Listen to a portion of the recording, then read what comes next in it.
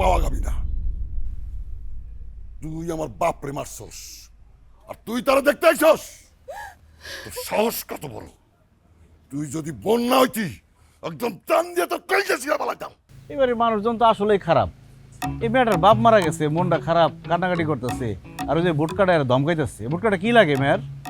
বেশি বুঝতে যাও না, বেশি বুঝলে লাস্ট লইয়া যেমনি এই বাড়িতে আইছ, তোমার লাস্ট ঠিক তেমনি ঢাকা পৌঁছাইবো।